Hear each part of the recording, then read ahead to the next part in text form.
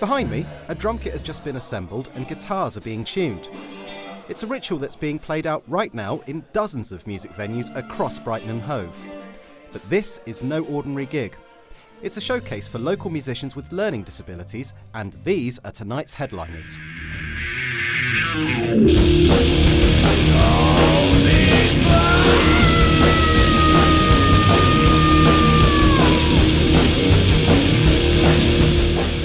The founding members of Zombie Crash first met on a course in 2008. They've just released a video for their latest single, Hardcore on Tour. But who are the men behind the music? I'm Ryan O'Donovan, lead guitarist and one of 4 vocalists. No, James, who's that singer? Daryl Farley, keyboardist and vocalist.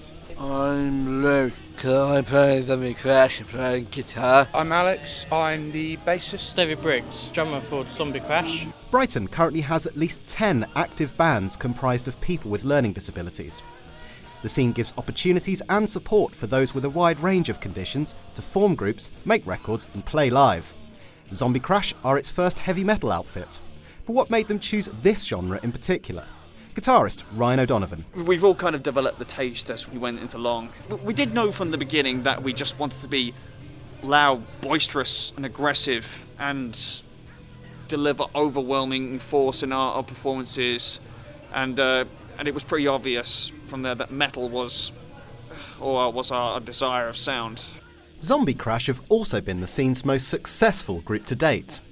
They were voted a highlight act of 2013's Supernormal Festival and have been profiled in Kerrang! Magazine and The Guardian.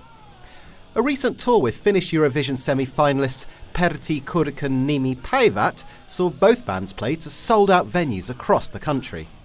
Bassist Alex Pentelo explains what it was like on the final night of the tour. I still think that was one of the best performances I've done personally, because I was really, really ill. I was, all sorts of emotional problems at home, and just going out there and just having a great gig. I actually genuinely needed it. I remember telling people afterwards I needed that. Tonight's show is part of the Rock House, a monthly collaboration between DIY promoter Constant Flux and Brighton charity Carousel. For 30 years, Carousel has helped people with learning disabilities make art, music and films.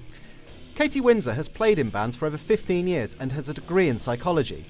She works full-time supporting Carousel's musicians prepare for and play gigs like this one.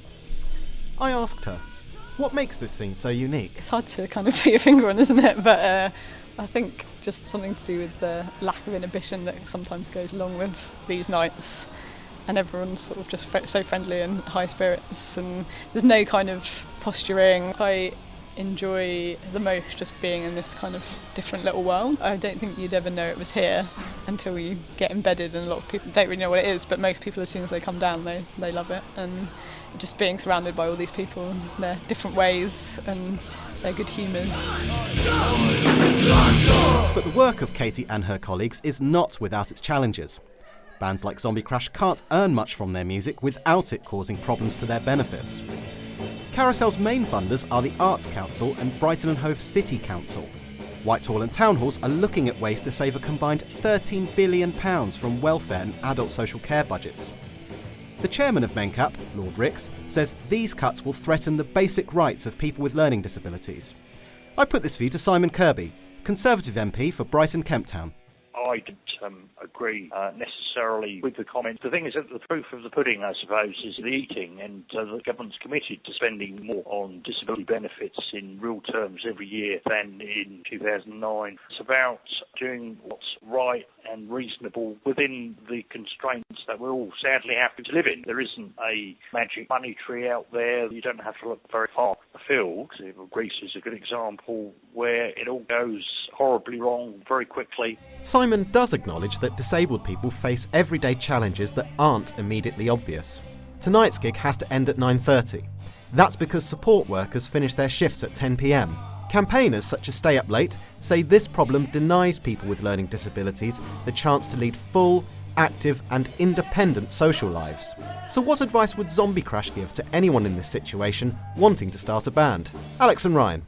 Do it. Well, just find whatever way you can around it. Yeah. Just talk to the right people and Remember, ability isn't necessarily everything. I've always believed in, like, you know, if you've got weaknesses, try and hide them by playing to your strengths. So, say, you know, you got a good image, but your music playing isn't as good. Focus more on the image. Try and get the image, because that means more people remember that.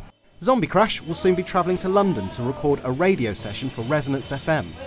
After that, they will return to the studio to work on their second album. Despite the uncertainties ahead, for the band and their supporters at least, the show looks set to go on.